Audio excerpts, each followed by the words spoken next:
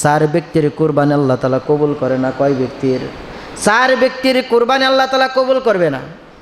আপনি গরু কিনেছেন, ছাগল কিনেছেন, উট কিনেছেন, দুম্বা কিনেছেন, সব কিছু কিনেছেন, কেনার পরে কুরবানি যে দিবেন, এই কুরবানিটার ভিতরে যেই টাকা দিয়ে কুরবানি করেছেন, যেই টাকা দিয়ে পশুটা কিনেছেন, সেই টাকার ভিতরে আপনার হারাম পয়সা আছে। কি পয়সা আছে? কথা বুঝেন নাই মনে হয়। কি পয়সা? হারাম পয়সা আছে। হারাম মানে হালাল না, হারাম, অবৈধ পয়সা যাকে বলে। অবৈধ যদি পয়সা যদি থাকে, ওই অবৈধ পয়সা দিয়া যদি লাল গরু যদি 3 লক্ষ দেও যদি দেন, আল্লাহ কবুল করবে না। চার ব্যক্তির কুরবানি আল্লাহ তাআলা কবুল করবে না। তার এক নম্বর হারাম, যদি পয়সা হারাম যদি কোনো কিছু তার ভিতরে থাইকা থাকে। হারাম তো বুঝেন, যদি আপনি ঘুষের টাকাটা দেন, হারাম। ঘুষের টাকা, অন্যায়ভাবে ঘুষ খাওয়া, দালালি করা, ঘুষের টাকা। তারপরে কি আছে সমাজ? আরও কি আছে? সুদ আছে না? সুদ, সুদের টাকা। এই সমস্ত জিনিস দিয়ে যদি আপনি গরু কিনা যদি আপনি 1000 টাকা যদি দেন, কোনো ফায়দা হবে না। তার মানে 1 নম্বর শর্ত, হারাম উপার্জনকারীর পয়সা দিয়ে, হারাম উপার্জনকারীর ধন মাল দিয়া যদি কোরবানি দেন, কোরবানি হবে না। ভাইরা আমার, 2 নম্বর হলো শরীরদের মাঝে যদি ভুল বুঝাবুঝি থাকে, ভুল উদ্দেশ্য থাকে, ভুল নিয়ত থাকে। কারণ নিয়তের উপরে আমল হয়। ইন্নামাল আমালু বিন্নিয়াত, আল্লাহ রাসূল বলেছেন নিয়তের উপরে আমল নির্ভর। এখন আপনার নিয়ত যদি ঠিক থাকে, সহি থাকে, তাহলে আপনার এই আমল কি হবে? সঠিক হবে।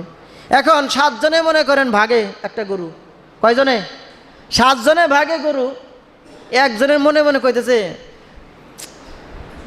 গরু এমনিও তো কিনুন লাগে, অমনিও কিনুন লাগে, যাই একটু শুরু হই, খাওয়ার জন্য তো লাগেই। কিসের জন্য লাগে? কথা জোরে কন, কিসের জন্য? খাওয়ার জন্য লাগে। যদি খাওয়ার জন্য যদি করে, তাহলে ওরা কুরবানি হবে না। কুরবানি হলো স্যাক্রিফাইস। কুরবানি কি? স্যাক্রিফাইস মানে আত্মত্যাগ।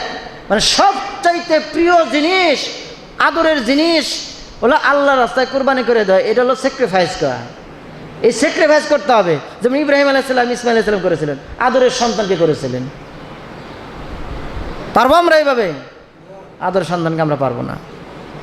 ভাইয়েরা আমার, এজন্য অসৎ যদি কোনো উদ্দেশ্য থাকে ওই ভাগের ভিতরে, তাহলে ওই ভাগের কুরবানি কোনোদিন হবে না। 2 নম্বর হলো বান্দার হক নষ্টকারী। বান্দার হক নষ্টকারী। হক 2 প্রকার। হক কত প্রকার? হকুল্লাহ, আল্লাহর হক। হকুল ইবাদ, বান্দার হক। আল্লাহর হক হলো নামাজ, রোজা, হজ, যাকাত, যা কিছু করেন সব আল্লাহর হক। যদি নামাজ পড়েন নাই, রোজা রাখেন নাই, হজ করেন নাই, কুরবানি দেন নাই, জীবনে ভালো কাজ করেন নাই, এরপরে আল্লাহ ইচ্ছা করলে আপনাকে ক্ষমা করে দিতে পারে। ওরা আল্লাহর হক। আল্লাহ যে কয় যা করস নাই, যাকে কি নামাজ পড়েন দিলাম তোর মাফ করে দিতে পারে। কিন্তু আমি ওই কলিমুদ্দের কাছে, ওই করিমের কাছে, ওই সলিমুদ্দির কাছে আমি 1000 টাকা আমি পাবো, সে আমাকে দিয়ে খাই নাই। এটা বুঝতে পারছেন? আমার কয় হাজার টাকা নিচ্ছে? 1000 টাকা নিচ্ছে আমার কাছ থেকে। আমার একটা গরু নিয়ে গেছে, অমুক জিনিস অমুক দিন নিয়ে গেছে আর কি, আমার হক। আর কি করে নাই? দেয় নাই। তাহলে বান্দার হক কি করলো? মেরে খেলো।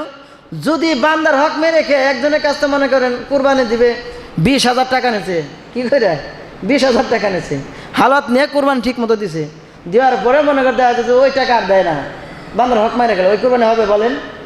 তার মানে বান্দার হক নষ্টকারী, তার কুরবানি হবে না, কবুল হবে না। বান্দার হক নষ্ট করা যাবে না। দুনিয়ার জমিনে আল্লাহ নবী বলেছেন তুমি বান্দার হক আদায় করে যাও। কারণ বান্দার হক তুমি যদি না আদায় করতে পারো, কাল হাসরের ময়দানে ওই বান্দার হক আদায় না পর্যন্ত তুমি জান্নাতে যেতে পারবে না। কঠিন ব্যাপার ভাইরা আমার, কঠিন। আমি অনেক বছর আগে 2006 সালে সম্ভবত আমি নয়াডিংয়ে যাইতাম, আমি প্যাকেজিংয়ে চাকরি করতাম। এক সাইকেল গ্যারেজ সাইকেল রাখতাম, তখন 150 টাকা করে মাসে। কত করে? 150 টাকা ছিল। পরের মাসে ওই লোকটা অসুখ হলো না কি হইলো জানি না, এখন আর খুঁজে পাই না আমি। সেই টাকা আমি গত 2 বছর আগে দিছি, তার সাথে আমার দেখা হয়ে গেছে।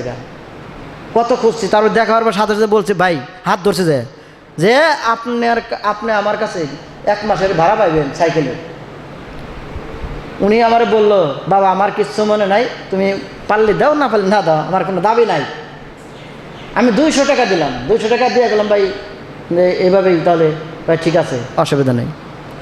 তাহলে বান্দার হক জীবনে বাঁচা থাকলেও আপনি বান্দার হকটা আদায় করে যাবেন। জীবনে কষ্ট দিয়েছে একজন রে, এমন কষ্ট দিয়েছেন যেই কষ্ট সেই বান্দা মাপ আর করতেছে না। যদি মরার আগেও প্রয়োজন হয় তার হাতে পায়ে ধরে তার কাছে ক্ষমা চেয়ে নেবেন। এটা বান্দার হক, কখনো বান্দার হক নষ্ট করবে না। আমরা তো বান্দার হক নষ্ট করি, এটাই আমাদের অভ্যাস, ঠিক কিনা কোন? বান্দার হক আরও অনেক দিকে হক আছে। যেরকম যারা দোকান করে দেখবেন তাদের টাকা অনেকজনে মেরে খায়, তাদের টাকা কি করে সদাই নিতেছে, নেওয়ার পর আর দিতেছে না। আছে না এরকম? এরকম অ্যাভেলেবল আছে। এজন্য ভাই বান্দার হক নষ্ট করা যাবে না। ভাইয়েরা আমার, তাহলে 1 নম্বর হলো হারাম উপার্জনকারীর কোরবানি কবুল হবে না। 2 নম্বর হলো উদ্দেশ্য যদি ভাগের ভিতরে খারাপ থাকে কোরবানি হবে না। 3 নম্বর যদি বান্দার হক নষ্ট করেন তার কোরবানি হবে না। এরপরে আসেন ফরজ ইবাদত নষ্টকারী, ফরজ ইবাদত ভঙ্গকারী। ফরজ ইবাদত কি? নামাজ। বলেন ফরজ ইবাদত কি? নামাজ কি ফরজ না? রোজা কি ফরজ না? আচ্ছা রোজা ফরজ, নামাজ ফরজ, আরও ফরজ আছে না? আরও কত ফরজ আছে। কিন্তু এই ফরজগুলো আমরা কি অধিকাংশ মানুষ আদায় করি? আদায় করি না। তাহলে ফরজ ভঙ্গকারী যদি কোরবানি দেয় তার কোরবানি কবুল হবে না। তাহলে এই 4টা জিনিস যদি কারো কোরবানির ভিতরে যদি থাকে তাদের কোরবানি কি হবে না?